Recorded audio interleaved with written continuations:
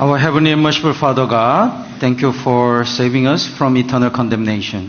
Banal at mahabagin naming Amang Diyos sa langit, maraming salamat po sa pagliligtas sa amin mula sa walang hanggang kapahamakan. While we are still sinners, you died for our sins. Noong pong kami ay makasalanan pa, kayo po ay namatay para sa aming mga kasalanan. That's why we want to devote our life for your glory. Kung kaya't nais po naming gugulin ang aming buhay para po sa inyong kaluwalhatian. And that's why we are willing to sacrifice for saving lost souls.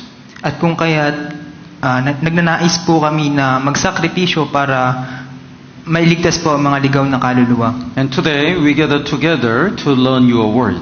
Ngayon po kami po ay nagtitipon-tipon upang pag-aralan ang inyong salita. Please teach us your lesson through the help of Holy Spirit. Turuan niyo po kami ng mga aral ng inyong salita sa pamamagitan po ng Espiritu Santo. And please be with the speaker and interpreter to deliver your message clearly. At nawa po ay tulungan niyo po ang speaker at ang interpreter upang maipahayag po ang inyong salita. We commit the rest of time in your mighty hands. We pray in name of Jesus Christ. Ito po ang aming panalangin sa pangalan ng Panginoong Hesukristo. Amen. Amen. Let's open the Bible. Romans chapter 7. Tingnan po natin sa ating Biblia, Roma, Kapitulo 7.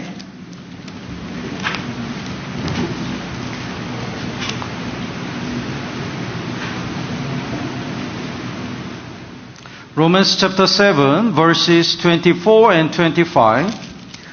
Roma chapter 7, verse 24 at 25. Basahin po natin ng sabay-sabay. 3, 2, 1. Kahabag-habag na tao ako, sino ang magliligtas sa akin mula sa katawang ito ng kamatayan? Ngunit salamat sa Diyos sa pamamagitan ni Hesukristo na Panginoon natin. Kaya nga, ako mismo ay naglilingkod sa kautusan ng Diyos sa pamamagitan ng aking pag-iisip, ngunit sa pamamagitan ng laman ay sa kautusan ng kasalanan. And Romans chapter 8, verses 1 and 2. Sa Roma chapter 8, verse 1 and 2 po. Basahin po natin ng sabay-sabay. 3, 2, 1. Ngayon nga'y wala nang kahatulan sa mga nakay Kristo Jesus, sapagkat ang kautusan ng Espiritu ng buhay na nakay Kristo Jesus ay nagpalaya sa atin mula sa kautusan ng kasalanan at ng kamatayan. All the Bible books are important. Lahat po ng aklat sa Biblia ay mahalaga. But one of the most important book in the Bible is the book of Romans. Subalit ang isa po sa pinakamahalagang aklat sa Biblia ay ang aklat ng mga taga-Roma. So book of Romans has 16 chapters. Ang aklat po ng Roma ay mayroong 16 na kapitulo. And all each chapters has the very important lessons. At lahat po ng 16 na kapitulo na ito ay may mahalagang aral. And today we're gonna learn the lesson through the chapter 7 and 8. At ngayon po, pag-aaralan po natin ang aral na makukuha natin sa Kapitulo 7 at 8. The Romans chapter 1 to 5 is like a Bible seminar. Ang Roma, chapter 1 hanggang 5 po, ay parang Bible seminar. Chapter 1 says, all the Gentiles are sinners. Sinasabi po sa chapter 1 na lahat po ng hentil ay makasalanan. Chapter 2, even Jewish people are sinners. Sa chapter 2 po, kahit yung mga Hudyo po ay makasalanan. And chapter 3, that's why all people are sinners. Sa chapter 3 po, lahat po ng tao ay makasalanan. So only through the faith we can get salvation. At sa pamamagitan lamang po ng pananampalataya, tayo maliligtas. And chapter 4 says there are examples, Abraham and David. Sa chapter 4 po, may mga halimbawa po katulad po ni Abraham at ni David. The Abraham and David, even though they didn't do anything, they become the righteous because of the faith. Sina Abraham at si David po, kahit wala po silang ginawa, sila po ay naging matuwid dahil sa kanilang pananampalataya. Like this, also we can get the salvation only through the faith. At katulad po nito, makukuha po natin yung kaligtasan sa pamamagitan lamang po ng pananampalataya. Even though we attend the church and work for the Lord, we cannot wash away even one single sin.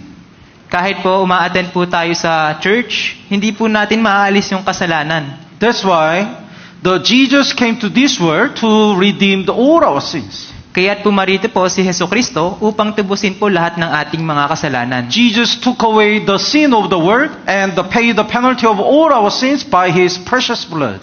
Inalis po ni Hesukristo ang kasalanan ng sanlibutan sa pamamagitan po ng kanyang banal na dugo. Jesus took away the sin of the world. Inalis po ni Hesukristo ang kasalanan ng sanlibutan. And Jesus paid the penalty of all our sins. At binayaran po ng Panginoon ang lahat po ng ating mga kasalanan. So when we believe this, because of this faith, we can go to heaven. At kapag pinaniwalaan po natin ito dahil po sa pananampalatayang ito, makakapunta po tayo sa langit. Not by our work or the effort, but by the faith, we can get salvation. Hindi po sa pamamagitan ng ating mga gawa o pagpapagal, kundi sa pamamagitan po ng pananampalataya.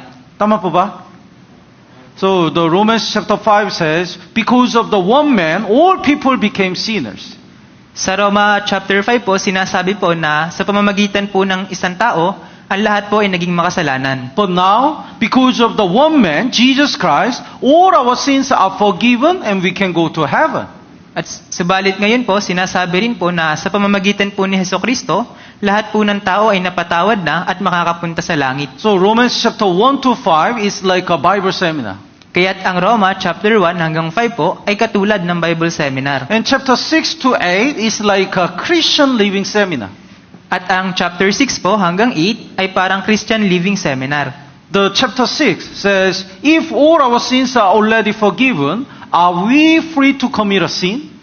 Sa chapter 6 po, sinasabi po dito na kung lahat ng ating mga kasalanan ay napatawad na, maaari na po ba tayong gumawa ng kasalanan? Somebody asking me, Pastor, if the Jesus forgave even our future sins, is it okay to commit a sin again and again? May nagtanong po sa akin, Pastor, kung napatawad na rin po ang ating mga kasalanan, lahat ng ating mga kasalanan, maaari na po ba tayong gumawa ng kasalanan paulit-ulit? The Romans chapter 6 says, certainly not. Ang Roma chapter 6 po, sinasabi po doon, huwag nawang mangyari. Jesus sacrificed Himself to forgive all our sins. Nagsakripisyo po ang Panginoong Hesukristo upang patawarin ang ating mga kasalanan. We know His blood, we know His sacrifice. Alam po natin ang sakripisyo ng Panginoong Hesukristo. Then how can we continue to commit a sin?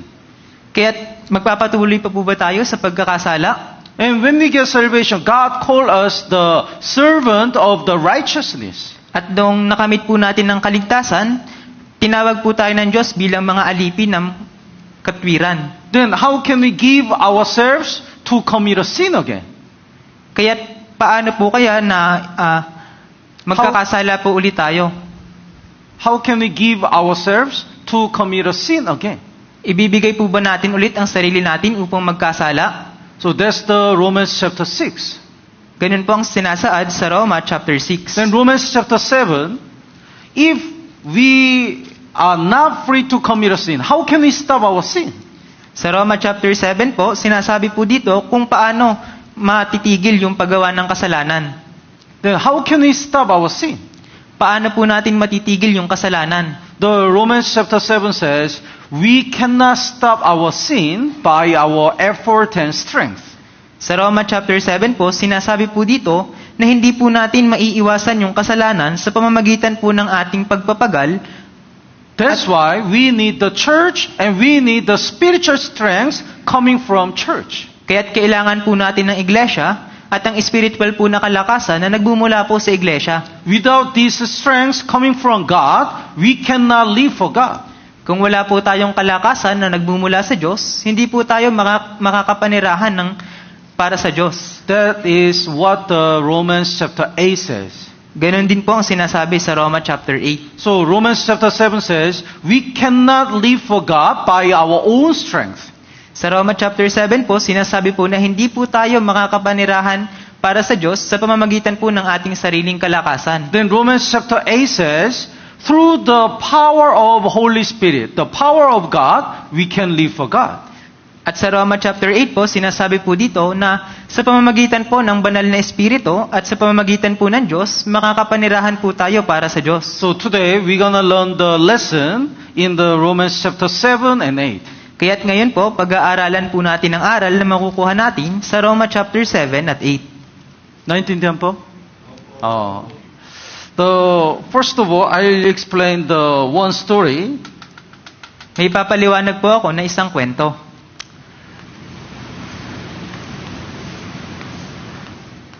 Here is wife, Ito po yung asawang babae, and here is the husband.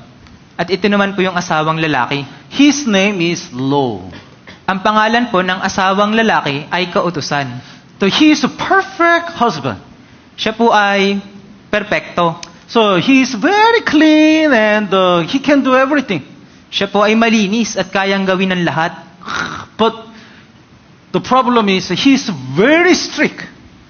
Ngunit ang problema po, ito pong asawang lalaki ay sobrang strikto. So whenever he comes home, he check the house, how much is clean.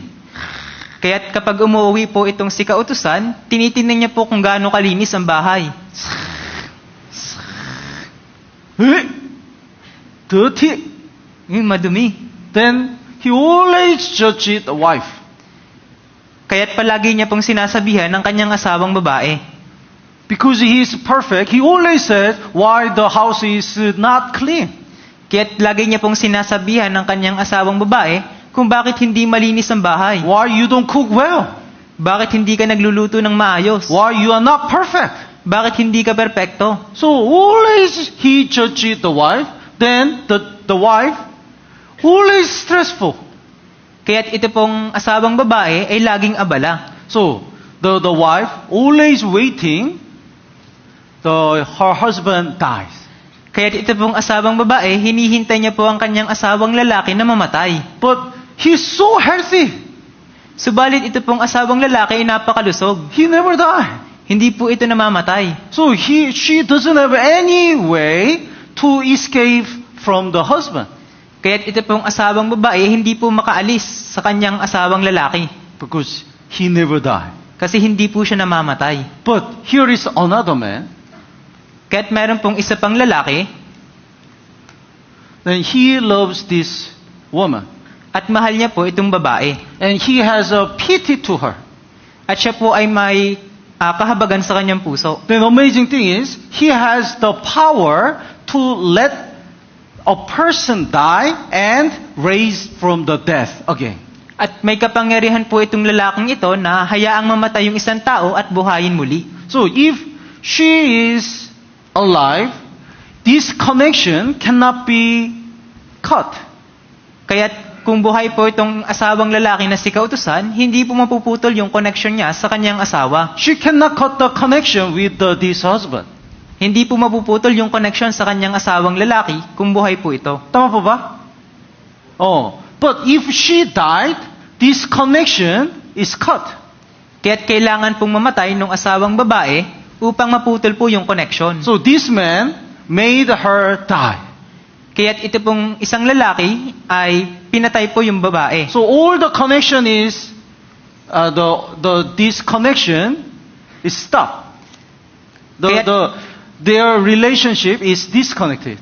Kaya't yung connection po sa pamamagitan ng Kautusan at ng asawang babae ay naputol. And when she is arise from the death, she live again. As a new person, she get married with him. Kaya't nung muli pong binuhay yung asawang babae, ikinasal po muli siya dun sa isa pang lalaki. So this man's name is Jesus Christ. At ang pangalan po ng lalaking ito ay Hesukristo. So we cannot keep the law. Kaya't hindi po natin kayang panatilihin ang kautusan. But law is perfect. Subalit ang kautusan po ay perpekto. The law never die. Ang kautusan po ay hindi namamatay. So if we try to go to heaven by keeping the law, we will fail. Kaya't kung susubukin po natin makapunta sa langit sa pamamagitan ng pagpapanatili sa kautusan, tayo po ay hindi magtatagumpay.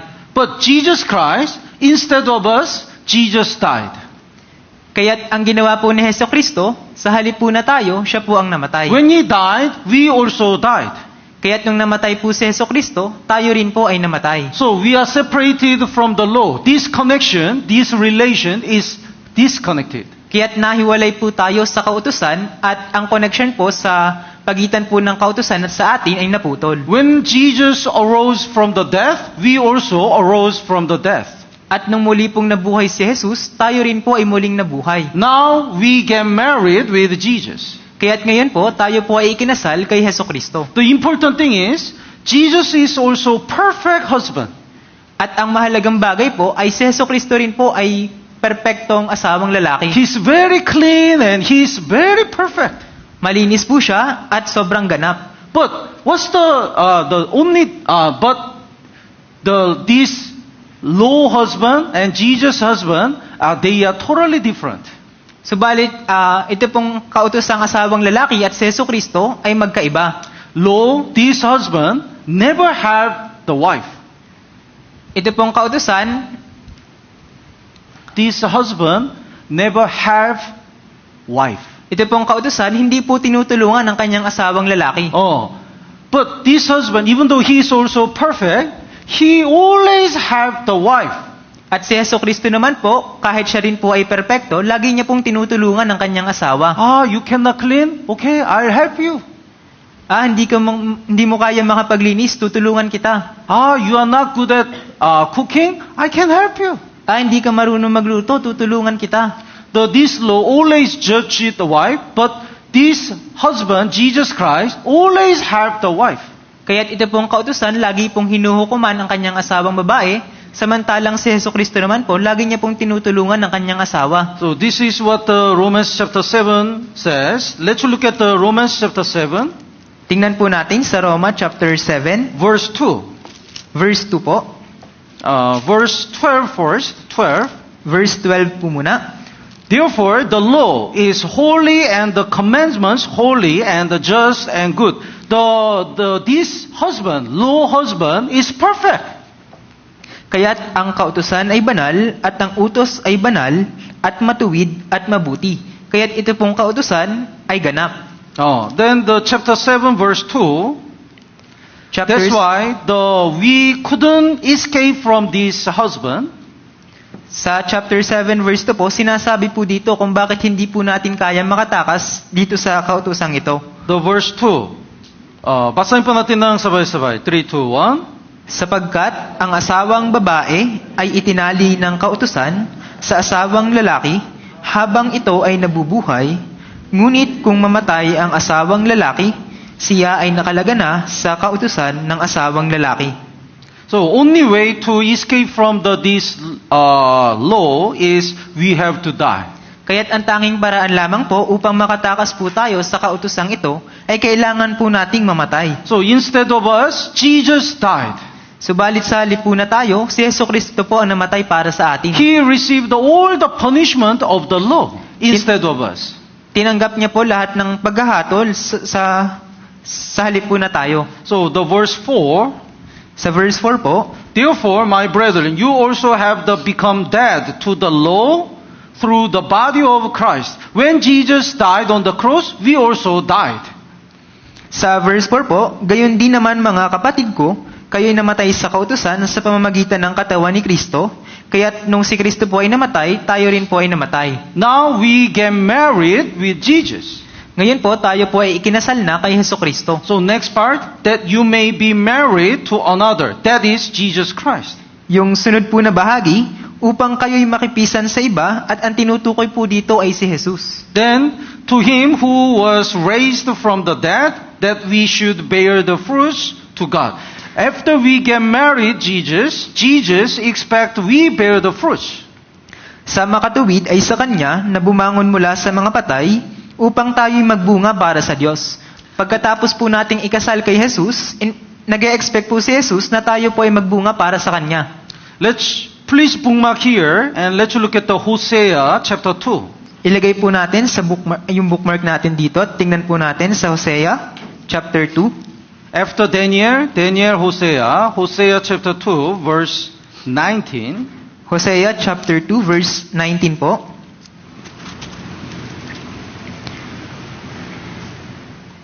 19 and 20.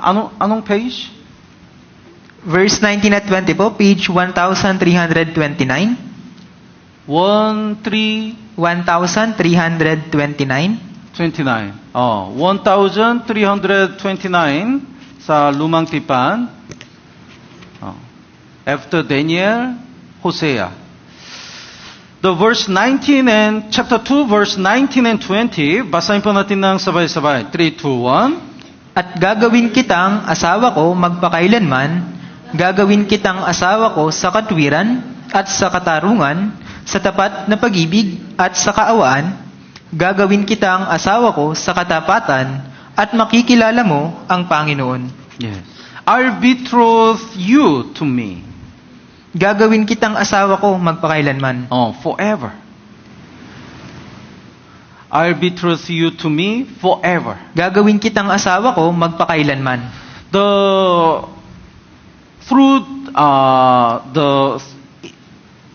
the Hosea's life, God explained how much He loves us. Sa pamamagitan po ng buhay ni Hoseas, napatunayan po yung pag-ibig ng Diyos para sa atin. The Hosea is a prophet of God. Si Hoseas po ay isang propeta ng Diyos. And God commanded him to marry harlot. Kaya't inutusan po ng Diyos si Hoseas na pakasalan po ang isang bayarang babae. Her name is Gomer. Ang kanyang pangalan po ay Gomer. Do you want to get married harlot? Gusto niyo po bang ikasal sa isang bayarang babae? Hindi po. Hosea is a prophet of man. Si Hoseas po ay isang propeta. So he doesn't want to commit a sin, but because of God's commandment, he get married harlot Gomer. Kaya't si Hoseas po ayaw niya pong magkasala, subalit dahil po sa utos po ng Diyos, pinakasalan niya po ang isang bayarang babae na si Gomer. But Gomer has an affair with another man. Subalit si Gomer po ay nangangalo niya po sa ibang lalaki. So she followed another man. Kaya't si Gomer po ay sinundan po ang ibang lalaki. So God commanded the Hosea to visit Gomer and bring her again. Kaya't inutusan po ng Diyos si Hoseas na sundan po si Gomer at ibalik sa kanila. If you have to pay and bring her. Kaya't kung kailangan na magbayad ka at ibalik mo siya. And God commanded Hosea to love Gomer. At inutusan po ng Diyos si Hoseas upang mahalin po si Gomer. So through this story, God shows us how much He loves us. Sa pamamagitan po ng kwentong ito, ipinakita po ng Diyos kung gaano niya tayo kamahal. We are like a Gomer. Katulad po tayo ni Gomer. We always follow the word and sin. Palagi po nating sinusundan ang kasalanan at ang sanlibutan. But still, Jesus was waiting for us. Subalit si Jesucristo po ay palaging naghihintay para sa atin. And Jesus visited us to save us. At binisitat po tayo ni Jesus upang tayo ay iligtas. Jesus guided us to realize the walang hanggang katubusan. Binantayan po tayo ni Jesus upang maunawaan po natin ang walang hanggang katubusan. So when we realize that Jesus died for all our sin, we also realize how much He loves us. Kaya't kung naunawaan po natin na si Jesucristo po ay namatay para sa ating mga kasalanan, mauunawaan din po natin kung gaano tayo kamahal ni Jesus. That time, we also get married Jesus. Nung oras din pong yun, doon po tayo ikinasal kay Jesus. That's why Jesus said, I'll betroth you to me forever. Kaya't sinabi po ni Jesus sa atin, at gagawin kitang asawa ko magpakailanman. So now, we are free from the law. We don't need to keep the law. Kaya't ngayon po, hindi na po natin kailangang panatilihin ang kautusan. Only one thing we have to do after we get married Jesus is to serve Jesus. Kaya't ang kailangan lang na po nating gawin pagkatapos po nating maligtas ay ang paglingkuran po si Jesus. Now, we are not afraid to be judged. We are not afraid to be judged. Kaya't ngayon po, hindi na po tayo takot na mabago. We are not afraid of the judgment. Hindi na po tayo ngayon takot sa paghuhukom. Now, we are willing to serve Jesus because Jesus made us free. Kaya't ngayon po, nagnanais na po tayong paglingkuran si Jesus dahil pinalaya niya po tayo. So, after this woman, get married this new husband, she really wants to serve this new husband with a willing heart, not because of a fear. Kaya't ngayon po, pagkatapos pong pakasalan ng asawang babae, yung kanyang bagong asawa, nais niya pong paglingkuran yung kanyang bagong asawa dahil gusto niya po. 나인tindihan po? 나인tindihan po? Oh. So after we get salvation, we have a two heart. Pagkatapos po nating maligtas, mayroon po tayong dalawang puso.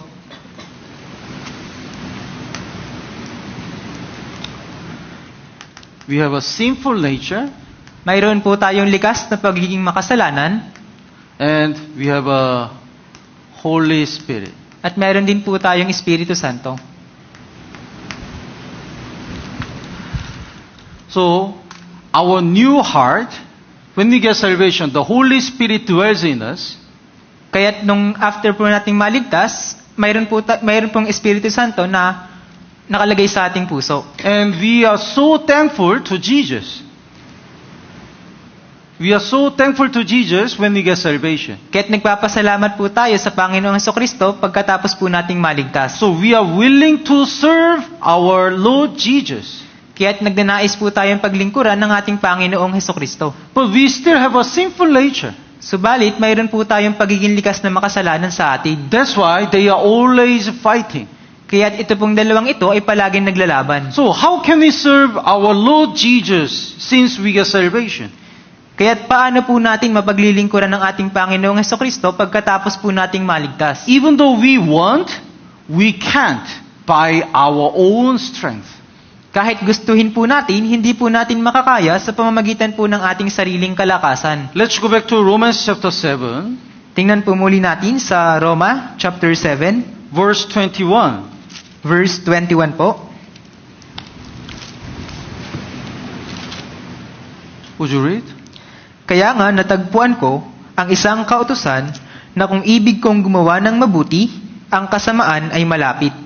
So, because of the thankfulness, we really want to serve our Lord Jesus Christ, but there is a sinful nature, the evil heart.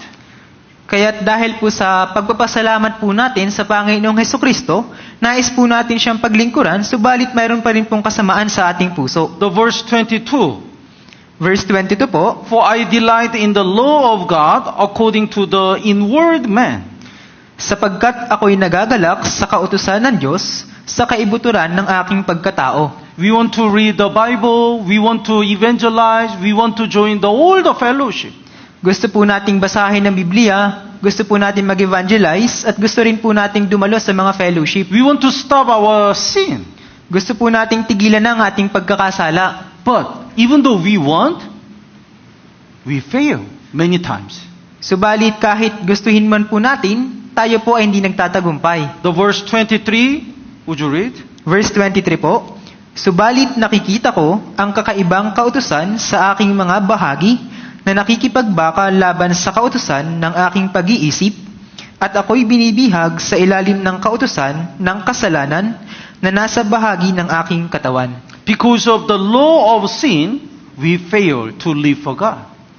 Kaya't dahil po sa kautusan na ito, hindi po tayo nagtagumpay na manirahan para sa Diyos. Verse 24, basahin po natin ng sabay-sabay. 3, 2, 1. Kahabag-habag na tao ako, sino ang magliligtas sa akin mula sa katawang ito ng kamatayan? Yeah. That's why sometimes we confess, we says like this, verse 24. Kaya't minsan po, inaamin po natin ang katulad po dito sa verse 24. Oh, wretched man that I am. Kahabag-habag na tao ako. This week, I really decide to attend the Wednesday sermon, Sunday sermon.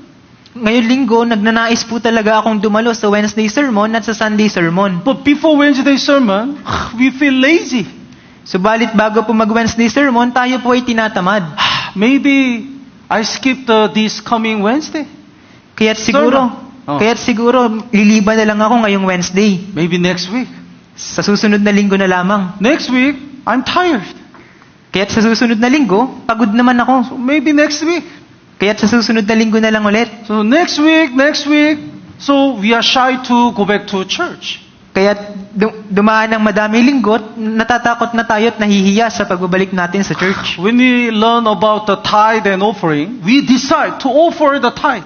Nung nalaman po natin ang tungkol sa tithe sa offering, nagnanais po tayo na magbigay din ng tithe sa offering. Jesus sacrificed everything for me.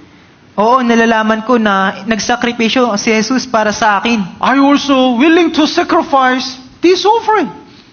Kaya't gusto ko rin magsakripisyo sa pamamagitan ng handog na ito. So he decided to offer the tithe 1,000. Kaya't nagnais po siya na maghulog po ng kanyang ikapo 1,000. When he offered, he's trembling.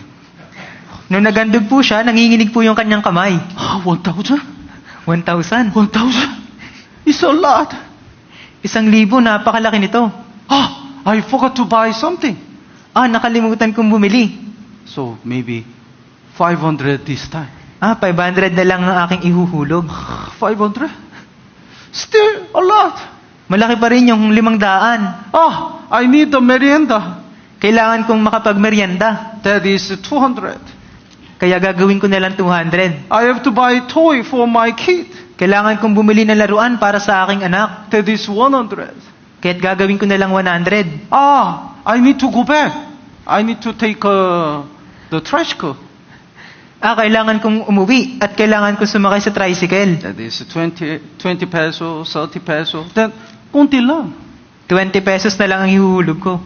Maybe from next month, I can offer the tithe. Kaya't sa susunod na lamang na buwan ako maghuhulog ng aking ikapo. Then we feel guilty. Kaya't nagigilty po tayo. We always fail to live for God. Then we're guilty.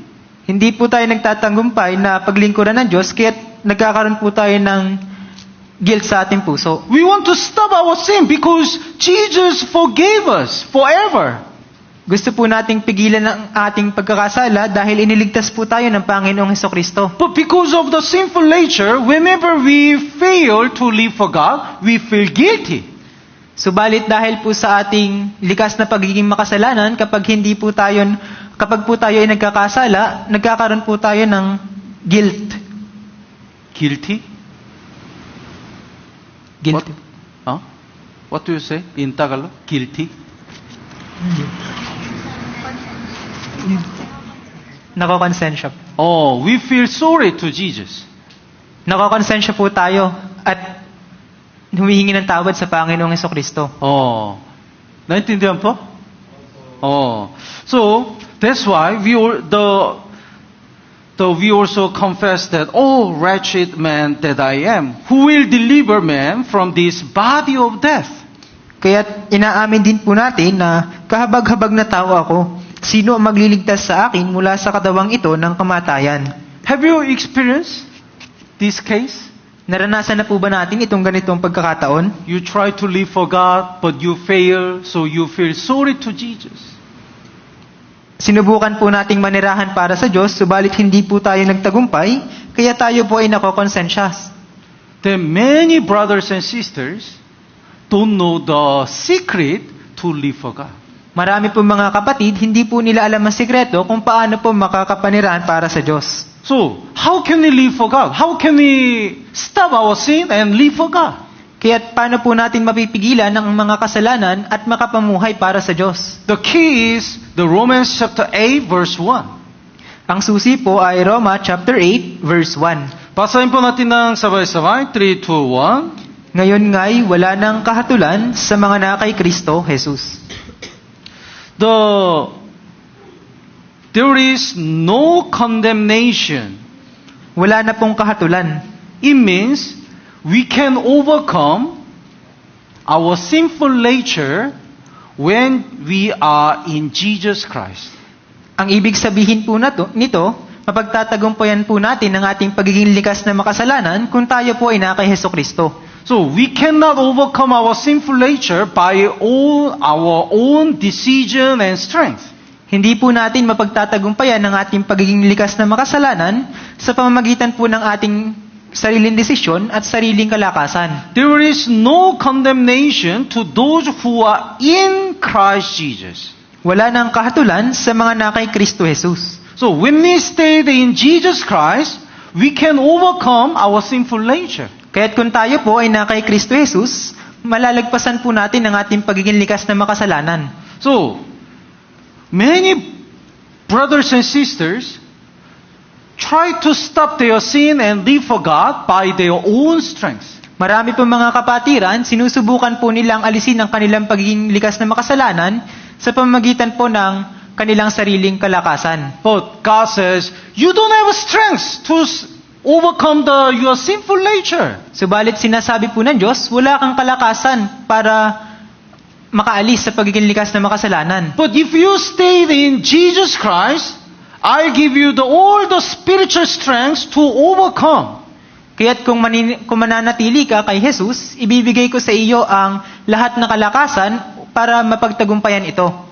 Then where is Jesus Christ? Subalit nasaan si Jesus? Jesus Christ stayed in the church.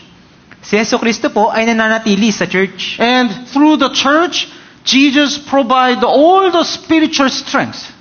At sa pamamagitan po ng church, si Jesucristo po ay binibigay po lahat ng ating spiritual na kalakasan. So only by this spiritual strength, we can overcome our sinful nature and we can live for God. At sa pamamagitan lamang po ng spiritual na kalakasan na ito, mapagtatagumpayan po natin ang likas na pagiging makasalanan at makakapunta po tayo sa Diyos. So, our successful Christian life doesn't depend on our own strength and the decision. Kaya't ang matagumpay po nating pamumuhay Kristiyano, hindi po ito nakadepende sa ating sariling desisyon at sa ating sariling kalakasan. Whether we can live for God or not depends on how much we receive the spiritual strength in the church. Nakadepende po ang ating spiritual na kalakasan kung gaano po tayo nananatili sa church. So here,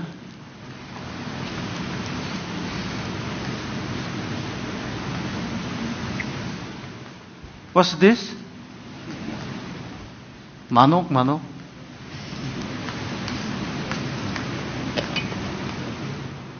Here is the black manok and here is white manok. Ito po ay itim na manok at yung isa naman po ay puting manok. Do you know sabong? Alam niyo po ba ang sabong? Everyone knows sabong. So people brought the two manok and let them fight. So yung tao po, nagdala po siya ng dalawang manok at hinayaang maglaban. Then, sometimes the black manok wins, sometimes white manok wins. Minsan po, yung itim na manok po ay nananalo at minsan naman po, yung puting manok po ang nananalo. But the owner who has these two manok already know which manok will win. Kaya't yung may-ari po ng dalawang manok, alam na po niya kung sinong mananalo dun sa dalawang manok. He says, today, black manok wins. Sinasabi po niya, ngayon yung itim na manok ang mananalo. Then black manok wins. At yung itim na manok nga po ang nananalo. And he said, today, white manok wins. At sinabi rin po niya, ngayon yung puting manok naman ang mananalo. Then white manok wins. At yung puting manok nga po ang nanalo. So his friend asked him, how did you know? Kaya't yung kanyang kaibigan po, tinanong siya, paano mo nalaman? He said, it's very easy. Madali lang yan. If I want the black manok to win, I always feed only black manok. Kaya't kung nais kong manalo yung itim na manok, ang pinapakain ko lamang ay yung itim na manok. Walang pakain sa white manok. Then he doesn't have any strength. Hindi niya pinapakain yung puting manok, kaya't walang kalakasan yung puting manok. If I want the white manok to win, always I feed white manok only. Kung nais ko naman na manalo yung puting manok, ang pinapakain ko lamang ay yung puting manok. So, depending on which manok will eat, we can see who will win.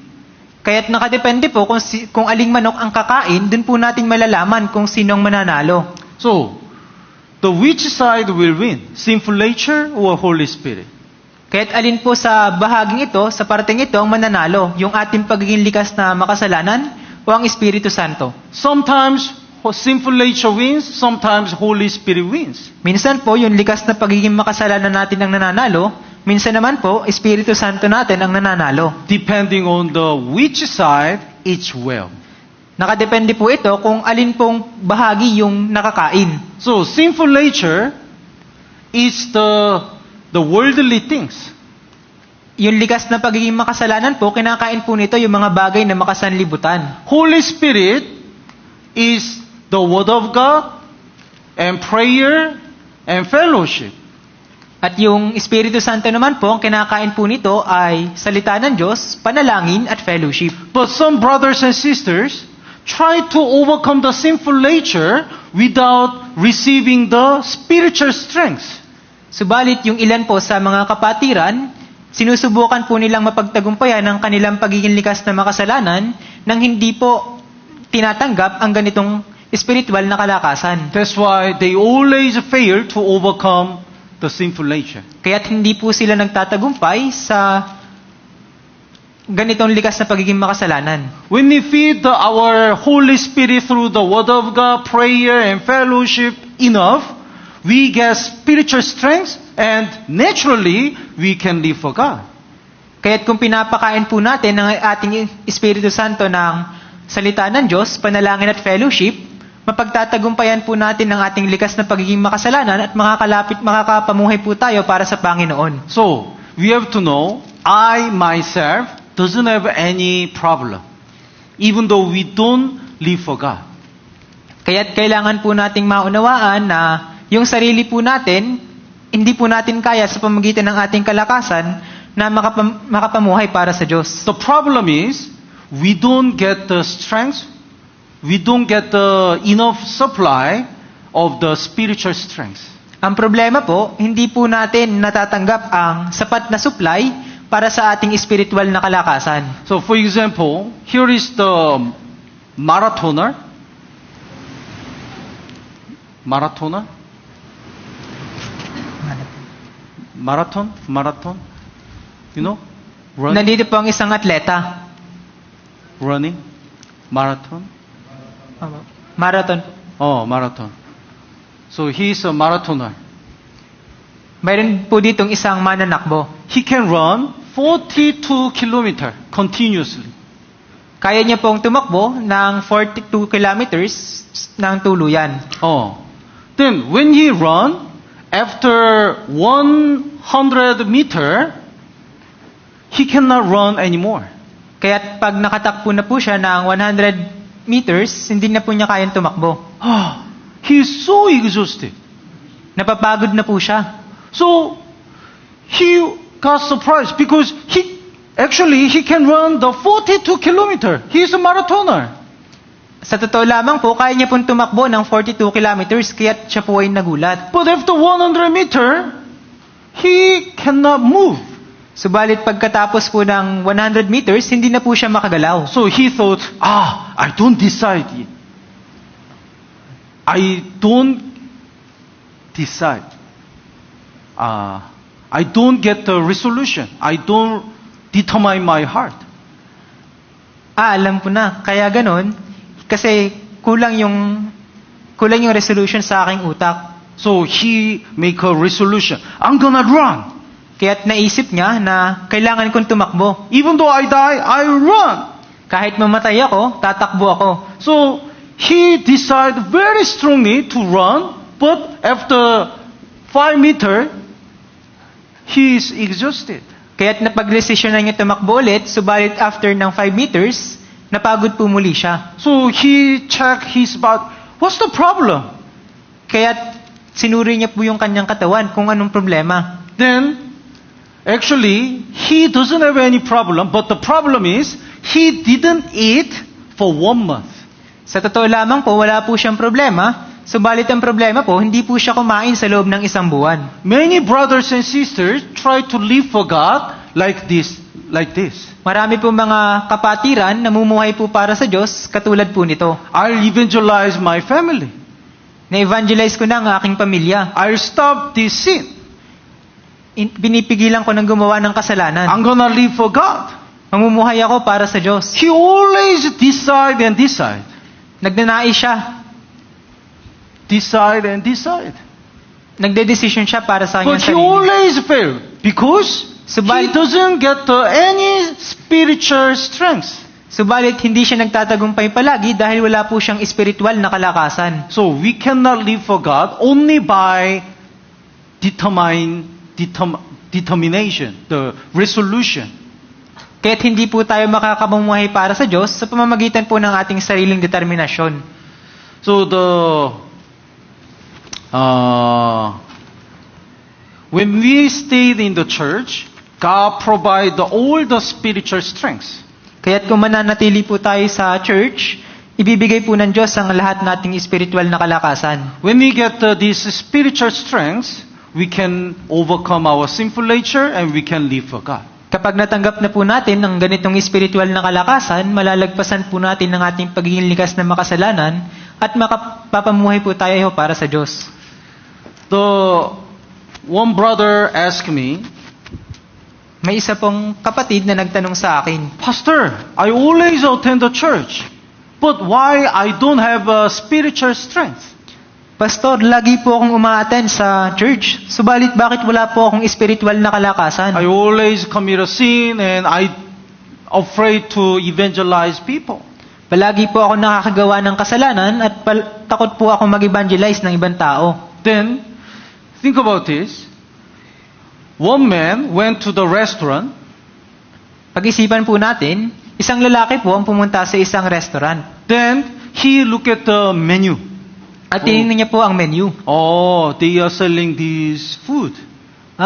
Pinagbibili nila yung ganitong pagkain. And he looked at the interior, At tinignan decoration. niya po yung loob na dekorasyon ng restaurant. Restaurant is so beautiful and so nice and menu is so nice. Napakaganda ng restaurant at yung menu napakaganda rin. And then, he went back home. At umuwi siya pabalik sa kanila. Then, can he be full? Nabusog po ba siya? Huh? No. Even though he went to the restaurant, he didn't eat at all. Kaya't kahit pumunta po siya sa restaurant, hindi naman po siya kumain. He just observed and went back home. Nag-observe lamang po siya at umuwi na sa kanyang bahay. Many brothers and sisters come to the church Marami po mga brothers and sisters pumupunta po sa church. and they just observe. At ang ginagawa lamang nila ay mag-observe. Oh, here is pastor and brothers and sisters and the color of necktie. Ayun si pastor at yung mga brothers and sisters at yung kulay ng necktie. What's the menu of the lunch? Anong menu kaya ng tanghalian? And they went back home. At umuwi na sa bahay nila. They don't eat any spiritual strength. Hindi po sila kumakain ng kahit anumang spiritual na kalakasan. They don't get the message from the sermon. Hindi po nila nauunawaan yung aral sa sermon. They don't join the fellowship. That's why they don't get any spiritual strength. Hindi po sila dumadalos sa kahit anong fellowship, kaya't wala po silang spiritual na kalakasan. Every Sunday, we have a fellowship. Tuwing linggo po, lagi po tayong may fellowship. But even though they join, some brothers and sisters, right after sermon, they went back home. Subalit yung iba pong brothers and sisters, pagkatapos po ng sermon, umuwi na po sila. And even while we are praying, they disappeared. Kaya yung iba po, habang nananalangin po, nawawala na po yung ibang mga kapatiran. And even though the members joined the fellowship, they just observe. At yung iba naman po, kahit dumalo po sila sa fellowship, nanonood lamang po sila. That's why it means they don't eat anything spiritually. Ang ibig sabihin po nito, hindi po sila kumakain ng kahit na ano spiritually. That's why when they face on the difficulties, they cannot overcome. Kaya't pag nakaharap po nilang iba't ibang pagsubok, hindi po nila kaya itong pagtagumpayan. That's why they are afraid to invite the people. They cannot overcome their sinful nature. Kaya't natatakot po sila mag-evangelize ng ibang tao at hindi po nila kayang pagtagumpayan ang kanilang pagiging likas na makasalanan. But sometimes they always blame themselves.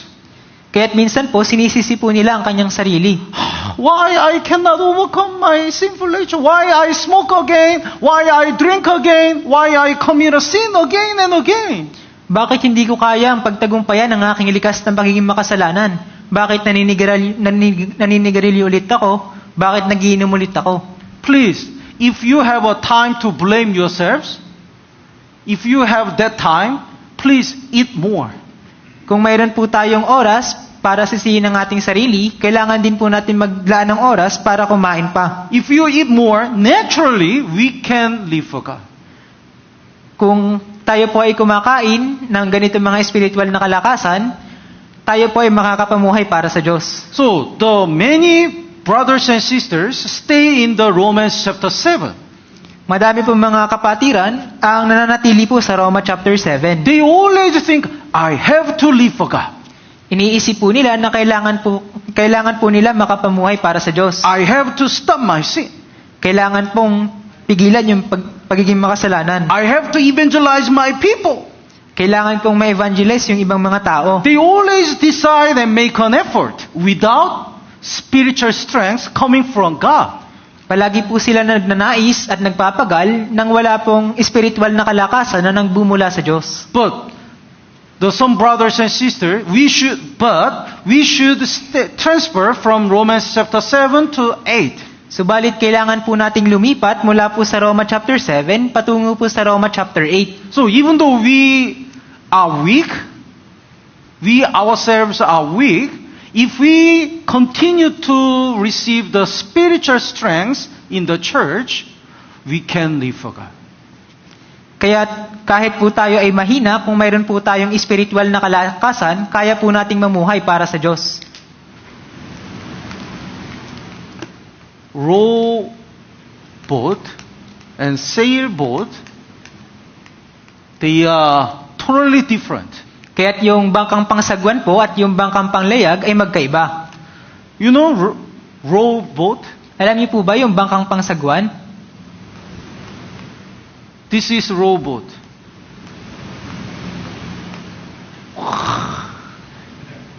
Huh? So, if this man stop rowing,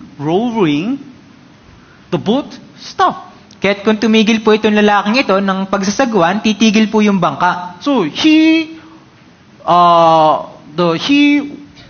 can go straight as much as he make an effort. I have to do this.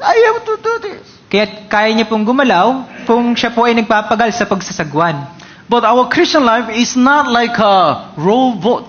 Subalit ang atin pong pamumuhay Kristiyano ay hindi po katulad ng bangkang pangsagwan. Our Christian life is like a sailboat. Ang atin pong pamumuhay Kristiyano ay katulad po ng bangkang panlayag. What's the sailboat?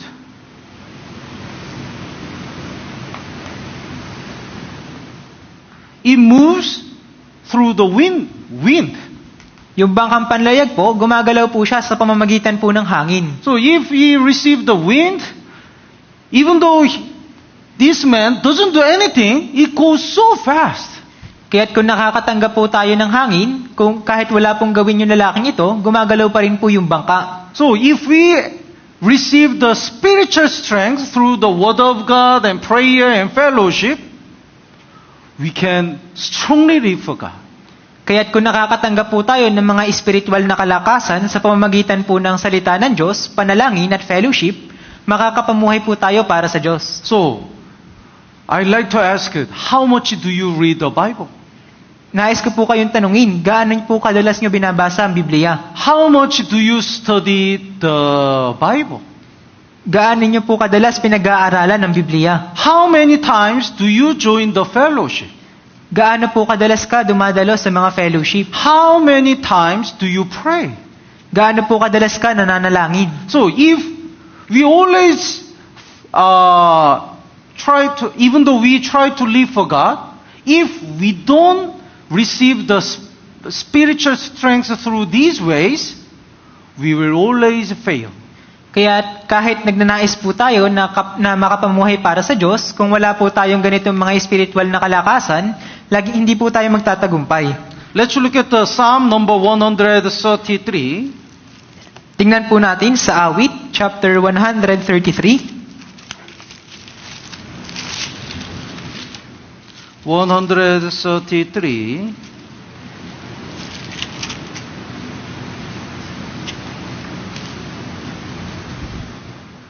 Verse 1. Awit chapter 133 verse 1, page 920 po sa Lumang Tipan. Basahin po natin ng sabay-sabay. 3, 2, 1. Narito, napakabuti at napakaligaya kapag ang magkakapatid ay sama-samang namumuhay na nagkakaisa. When we stay together in unity, it looks so beautiful in the eyes of God. Kaya't kung tayo po ay naninirahan ng sama-sama, maganda po ito sa paningin ng Diyos. Because when we stay in the church and when we are united, that's the best way to receive the spiritual strength. Kaya't kung sama-sama po tayong namumuhay para sa church, ito po yung pinakamagandang paraan upang makatanggap po tayo ng spiritual na kalakasan. So verse 2 and 3, basahin po natin ng sabay-sabay. 3, 2, 1. Ito'y gaya ng mahalagang langis sa ulo na tumutulo sa balbas ni Aaron, tumutulo sa laylayan ng kanyang damit. Ito ay gaya ng hamog sa Hermon na pumapatak sa mga bundok ng Zion. So, anointing,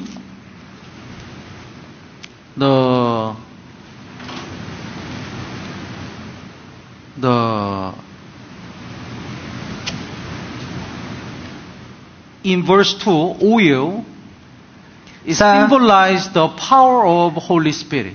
Sa verse 2 po, yung langis po dito, sinisimbolo po nito yung kapangyarihan ng Espiritu Santo. So if you pour the oil on the head, it running all the face, and there is a bear, and it running up to the end of the edge of the garment. Kaya't kung binubuhos po natin yung langis sa ulo, tumutulo po ito mula sa ating ulo papunta sa ating mukha. At kung may balbas po, ito din po ay tutulo papunta sa ating laylayan ng damit. This is the way for God to provide the spiritual strength to us. Ito po yung paraan ng Diyos upang makapagbigay po ng spiritual na kalakasan sa atin. God pour the spiritual strength in the church. Ang Diyos po, binubuhos niya po yung spiritual na kalakasan sa church. And through all the members in the church, God provide the spiritual strength to others. Kaya't sa pamamagitan po ng pagbibigay ng spiritual na kalakasan sa mga miyembro sa church, nakapagbibigay din po ito ng spiritual na kalakasan sa iba pang mga miyembro. The verse 3, it's like the dew of the Hermon descending upon the mountains of Zion. Sa verse 3 po, ito ay gaya ng hamog sa Hermon na pumapatak sa mga bundok ng Zion. If you look at the Israel, it looks like this. Kung titingnan po natin ang bansang Israel, katulad po nito ito. The highest mountain is the mountain of Hermon. Ang pinakamataas na bundok po ay ang bundok ng Hermon. Then all other mountains connected from the Hermon. At yung iba pong mga bundok ay nakakonekta po sa bundok ng Hermon. And here is the Galilee Lake. Ito naman po yung lawa ng Galilea. And Jordan River. At ito rin po yung yung ilog ng Jordan. And this is Dead Sea. At ito po yung Dead Sea. The mountain of Hermon is very high mountain, almost 2,000, higher than 2,800 meter. Ang bundok ng Hermon po ay napakataas at mas mataas pa po sa 2,800 meters. So the top of the mountain is always covered with snow and ice. At ang taas po ng bundok ng Hermon ay nababalutan po palagi ng usok at ng yelo. Then in summer, this ice is melt. At tuwing summer po, ito pong yelong ito ay natutunaw. Then what happened? From the top of the mountain, the water flow. Kaya't mula po sa tuktok ng bundok, umaagos po yung tubig. So it provides all the mountain of Hermon provides the water to all the area in Israel. Kaya't yung bundok ng Hermon po ang nagbibigay ng tubig sa iba't ibang bahagi po ng Israel. So this is the way for God to provide the spiritual strength to us. At ito rin po yung paraan ng Diyos para makapagbigay ng spiritual na kalakasan sa atin. In the church, God provide the spiritual strength. Sa church po, ang Diyos po nagbibigay ng spiritual na kalakasan. Then when we abide in the church, we get this all blessing and spiritual strength from the church. Kaya't kung tayo po ay nananatili at nagpapatuloy sa church, matatanggap po natin itong ganitong pagpapala at spiritual na kalakasan. Without this water, we cannot bear the tree in the Israel cannot bear the fruits without this water. Kaya't kung wala pong ang mga tubig na ito, hindi po mamumunga ang mga puno sa Israel. So without church, without this spiritual strength, we cannot bear the fruits. At kung wala din pong church, kung wala po ang ganitong spiritual na kalakasan, hindi po tayo mamumunga. Let's go back to Romans chapter 8. Tingnan po muli natin sa Roma, Kapitulo 8. So, the Romans chapter 7 says, we cannot live for God by our own decision and strength. Sinasabi po sa Roma chapter 7 na hindi po natin kayang mamuhay para sa Diyos sa pamamagitan po ng ating sariling desisyon. Romans chapter 8 says, only when we abide in the church, when we stay in Jesus Christ, we get the spiritual strength, and through this spiritual strength, we can overcome our sinful nature. At sa Roma chapter 8 naman po, sinasabi po dito na kung tayo po ay mananatili at mamumuhay para kay Jesucristo, matatanggap po natin ang spiritual na kalakasan. No. So, when we get the spiritual strength, we can also suffer for Jesus. Kaya't kung natanggap po natin ang ganitong spiritual na kalakasan, tayo rin po ay makapagtitiis kasama ang Panginoong Jesucristo. Let's look at the Romans chapter 8 verse 17. Tingnan po natin sa Roma chapter 8 verse 17. Basahin po natin ng sabay-sabay. 3, 2, 1. At kung mga anak ay mga tagapagmana rin, mga tagapagmana ng Diyos at mga kasamang tagapagmana ni Kristo, kung tunay ngang nagtitiis tayong kasama niya, upang tayo'y luwalhatiin namang kasama niya. The last part, the order is important. If indeed we suffer with Him, that we may also be glorified together. Which one is first? Napakahalaga po ng huling bahagi ng chapter 17. Kung tunay nga nagtitiis tayong kasama niya, upang tayo'y luwalhatiin namang kasama niya. Alin po dito yung nauna? Suffering first or glory first? Pagtitiis po o kaluwalhatian? Suffering first. Pagtitiis po muna. And then, glory later. At ang susunod naman po ay kaluwalhatian. So, after we get the strength, spiritual strength through the church, we have to join the suffering for the Lord. Kaya pagkatapos po nating tanggapin ang spiritual na kalakasan, kailangan po nating magtiis na kasama ang Panginoon. Then we will receive the glory later. At matatanggap po natin ang kaluwalhatian. Though when Jesus came to this world, He suffered a lot. When Jesus came to this world, He suffered a lot. Nung pumunta po ang Panginoong Jesucristo dito sa mundong ito, siya po ay nagtiis ng napakaraming pagkakataon. But because of this suffering, He complete the salvation, the eternal redemption. At dahil po sa kanyang pagtitiis, nakakamtan po natin ang walang hanggang katubusan. And He will come as a King of kings. At siya po ay pumunta bilang hari ng mga hari. Suffering first and glory later. Pagtitiis po muna at kaluwalhatian. And when God created the heavens and the earth, if you read the Genesis chapter 1, the evening first and then morning. At kung binasa po natin sa Genesis chapter 1 na sinasabi po dito na nilikha po ng Diyos ang langit at lupa, nakasaad din po dito na una po ang gabi bago ang umaga. So, we count the one day from the midnight, right? Ang isang araw po ay mula sa umaga hanggang sa hating gabi. After midnight, we count the other day starts, right? At pagkatapos po ng hating gabi, ito po ay panibagong araw na, tama po? But in Israel, they count the another day from the evening. Subalit sa Israel po, binibilang po nila yung panibagong araw mula po sa gabi. So, 6 p.m., they count another day. It's tomorrow.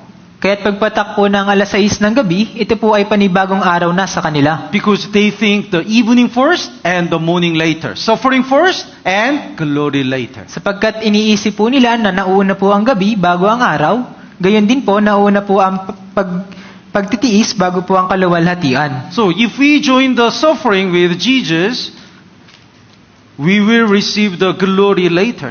Kaya't kung tayo po ay sumasama sa pagtitiis kasama si Jesus, matatanggap po natin yung kaluwalhatian. Let's look at the Romans next verse 18. Tingnan po natin sa Roma chapter 8 verse 18. Basahin po natin ng sabay-sabay. 3, 2, 1. Itinuturing ko na ang pagtitiis sa panahong kasalukuyan ay hindi karapat-dapat maihambing sa kaluwalhatiang mahahayag sa atin. Yes. The Bible says we cannot compare the glory we will receive with our suffering. Sinasabi po sa Biblia na hindi po karapat-dapat maihambing sa kaluwalhatiang mahahayag sa atin ng ating mga pagtitiis. This is very important. Here is the here is one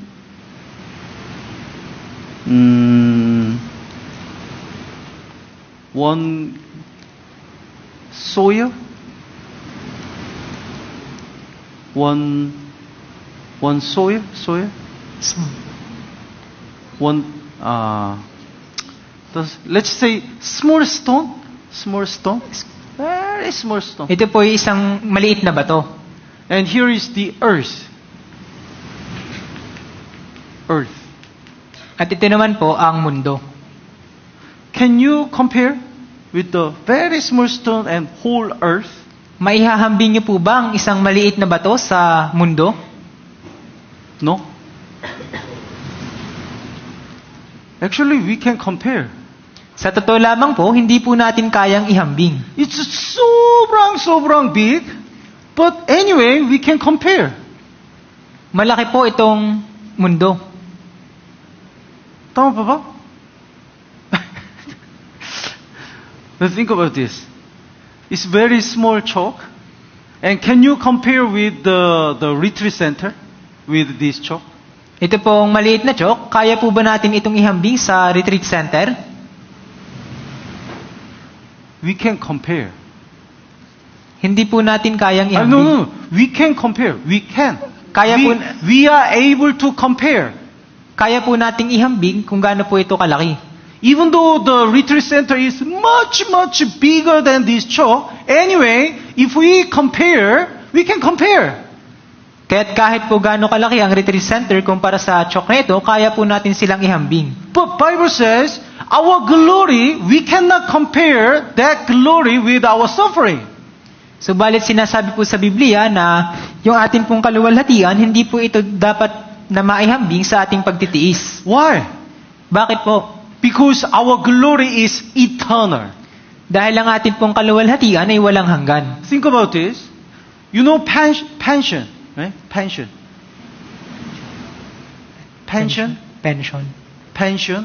Alam niyo po ba yung pension? When you work like 30 years or 40 years, then after you retired, in the rest of the days, you receive the pension. Pagkatapos po nating mag-retire, makakatanggap po tayo ng pensyon. Right? Then, what if you receive the pension forever? Paano naman po kung makakatanggap po tayo ng pension magpakailanman? Then, can you compute how much you will receive? Mabibilang po ba natin kung gaano kalaki ang matatanggap natin? If you receive 100 years, you can compute. Every month I receive the 10,000 and then blah blah blah. Kung bibilangin po natin yung matatanggap po natin sa loob ng 100 taon, mabibilang po natin. But after 100, you have 100 years again and again forever. Subalit pagkatapos po ng 100 taon ito, kung mayroon pa pong walang hanggang 100 na taon, hindi na po natin mabibilang. Then you cannot finish this computation forever. Hindi na po natin mabibilang ang kung gaano kalaking pensyon na matatanggap natin. That's why you cannot compare. Kaya't hindi po natin maihahambing. So our glory is forever, the eternal glory. Kaya't ang atin pong kaluwalhatian ay magpakailanman. Our suffering is temporary, only in this world. Ang atin pong pagtitiis ay pansamantala lamang. That's why the Bible says, you cannot compare your suffering with your eternal glory. Kaya't sinasabi po sa Biblia na hindi po natin kayang ihambing ang atin pong kaluwalhatian sa ating pagtitiis. God really wants to see we overcome our sinful nature and we live for God and we join this suffering with God through the spiritual strength which God provides in the church. Nais po makita ng Diyos ang ating pagtitiis at ang ganitong spiritual na kalakasan na matatanggap po natin sa loob ng church. And God also help us when we join the suffering with God. At tinutulungan din po tayo ng Diyos kung tayo po ay nagtitiis na kasama po niya. So let's look at the Romans chapter 8 verse 28. Tingnan po natin sa Roma chapter 8 verse 28. Basahin po natin ng sabay-sabay. 3, 2, 1. At nalalaman natin na sa lahat ng mga bagay, ang Diyos ay gumagawa sa ikabubuti ng mga umiibig sa Kanya, sa kanila ng mga tinawag alinsunod sa Kanyang layunin. All things work together for good. Nalalaman natin na sa lahat ng mga bagay, ang Diyos ay gumagawa sa ikabubuti. It's called the God's providence. It is called God's providence. Providence.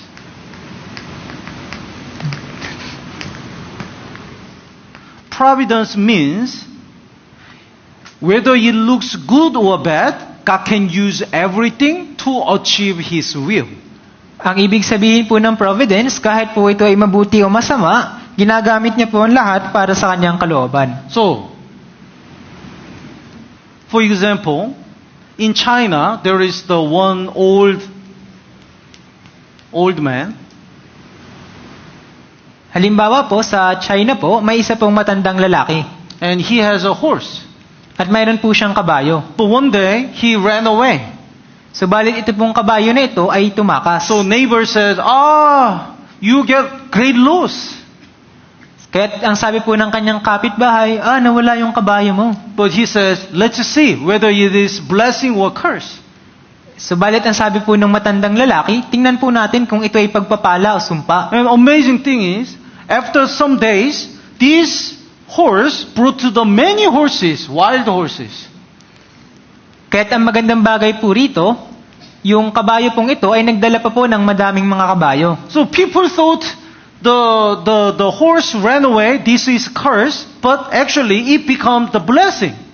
Kaya't iniisip po ng ibang mga tao na dahil tumakas po itong kabayong ito na po ay sumpa, subalit nagbigay pa po ito ng pagpapala. So the other people said, you get the blessing. Kaya't iniisip po ng ibang tao, nakatanggap ka ng pagpapala. But he says, let's see whether it is blessing or curse. Kaya't sabi po ng matandang lalaki, tingnan po natin kung ito ay pagpapala o sumpa. Then one day, his son ride the horse and he fell and his leg was broken. Kaya't isang araw po, yung kanyang anak po, sumakay po sa isang kabayo at nahulog at bali po yung kanyang paa. So other people says, you got cursed. Your son's leg was broken. Kaya't iniisip po nung ibang mga tao na nakatanggap ka ng sumpa dahil nabali yung paa ng iyong anak. But he says, let's see whether it's blessing or curse. Subalit sabi po nung matandang lalaki, tingnan po natin kung ito ay pagpapala o sumpa. Then later, the war starts. War. At nang lumaon po, nagsimula po yung digmaan. So government gathered all the men to join the war as a soldier. Kaya tinipon po lahat ng mga lalaki upang maging kawal po at dumalo po sa digmaan. But his son, the leg was broken.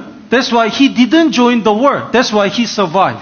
At yung kanyang anak po, dahil bali po ang kanyang paa, hindi po siya dumalo sa digmaan, kaya nakasurvive po siya. So, in the eyes of people, it looks curse or blessing, but it could be different. Kaya't sa mata po ng tao, maaari pong ito ay pagpapala o sumpa, subalit maaaring iba po ito. The Romans chapter 8 says, whether it looks good or bad, God can use everything to achieve His will. Kaya't sa Roma chapter 8 po, sinasabi po dito na kahit ito ay mabuti o masama, kaya po itong gawin ng Diyos para makamit po ang kanyang kalooban. So today, the God really wants us to join the God's work through the help of the Holy Spirit. Kaya't nais po ng Diyos na tayo po ay makasama sa gawain para sa Diyos sa pamamagitan po ng tulong ng banal na Espiritu. When we suffer with Jesus for saving lost souls, for establishing the church, God always achieve His will whether it looks good or bad. Kaya't kung tayo po ay nagkakaroon ng pagtitiis para sa pag-evangelize ng ibang mga tao at sa church, ginagamit niya po ang pagiging masama mabuti, ang mga masasamang bagay at mabuti para po sa kanyang kalooban. And Bible says, when we continue to receive the love of God, we can overcome these all sufferings and difficulties. At sinasabi rin po sa Biblia na kung patuloy po nating natatanggap ang pag-ibig ng Diyos, mapagtatagumpayan po natin ang mga pagtitiis. Let's look at the Romans chapter 8, verse 37. Tingnan po natin sa Roma chapter 8, verse 37. Basahin po natin ng sabay-sabay. 3, 2, 1. Ngunit sa lahat ng mga bagay na ito, tayo'y higit pa sa mga nagtatagumpay sa pamamagitan niya na sa atin ay umibig. Yes. So, let me summarize today's lesson. Hayaan niyo pong isummarize ko ang aral ngayon. After we got salvation, we want to live for God. Pagkatapos po nating maligtas, nagnanais po tayo na makapamuhay para sa Diyos. But if we rely on our own strengths, we cannot live for God. Subalit kung nakatipende lamang po tayo sa ating sariling kalakasan, hindi po tayo makakapamuhay para sa Diyos. That's why God always provides us the spiritual strength through the church. Kaya't nagbibigay po ang Diyos ng espiritual na kalakasan dito po sa church. Though we have to stay in the church. Kaya't kailangan po natin na makapanatili po sa church. We have to receive the spiritual strength through the Word of God, fellowship, and prayer. Kaya't kailangan po nating matanggap ang espiritual na kalakasan sa pamamagitan po ng salita ng Diyos, ng fellowship at ng panalangin. Only when we receive this spiritual strength, we can overcome our sinful nature and we can live for God. Kaya't kung natanggap na po natin ang espiritual na kalakasan, maaari na po nating mapagtagumpayan ang ating pagiging likas na makasalanan. And God wants to see us joining the work of God and suffering with this spiritual strength. At nagnanais po na ang Diyos na makita niya po tayo na sumasali po sa mga ganitong gawain. And God will help us and God will provide we will overcome these all difficulties because of the love of God. At kaya din po nating pagtagumpayan ang ganitong mga kahirapan dahil po sa pag-ibig ng Diyos. So I really hope and pray we focus more on the spiritual strength, to receive the spiritual strength. Kaya't umaasa po ako at nananalangin na matanggap po natin ang espiritual na kalakasan. Instead of the feeling guilty, feeling sorry to Jesus, or instead of blaming ourselves, please read the Bible more and pray more and join the fellowship more. Kaya't sali po na tayo po ay makonsensya o sisihin natin ang ating sarili, kailangan po nating basahin ng Biblia, manalangin at dumalo sa fellowship. Then naturally, you will overcome your sinful nature and you will save the many losers. At sa pamamagitan po nito, tayo po ay magtatagumpay laban sa ating pagiging likas na makasalanan at makakapag-evangelize pa ng madaming kaluluwa. Tama po ba? Tama po ba? Let's pray together. Manalangin na po tayo. Our Heavenly and Merciful Father God, thank you for guiding us to stay in the church. Banal at mahabagin namin Diyos sa masalangit, maraming salamat po sa paggabay niyo po sa amin upang makapanatili po sa iglesia. Please provide us the spiritual strength more and more. Pakiusap, bigyan niyo po kami ng espiritual na kalakasan pa. And with this strength, we want to overcome our sinful nature and we want to save more lost souls. At sa pamamagitan po nitong espiritual na kalakasan, nagnanais po kami na mapagtagumpayan ang aming pagiging likas na makasalanan at makapag-evangelize pa ng madaming kaluluwa. So many people still going to hell. Madami pa pong mga tao ang patungo sa impyerno. So please use us to save others. Kaya't nawa po, gamitin niyo po kami, ang bawat isa sa amin, upang mailigtas po sila. And for that, we need more spiritual strength. Kaya para po matupad ito, kailangan nagnanais po kami ng spiritual na kalakasan pa. So please, always help us to abide in the church until we stand before God. Pakiusap, tulungan niyo po kami para makapanatili po sa church hanggang makaharap po namin ng Panginoon. We commit the rest of our life in your mighty hands. We pray in the name of Jesus Christ. Sa inyo lamang po kami lubos na umaasa at sumasampalataya. Ito po ang aming panalangin sa pangalan ng Panginoong Hesukristo. Amen. Amen. Maraming salamat po.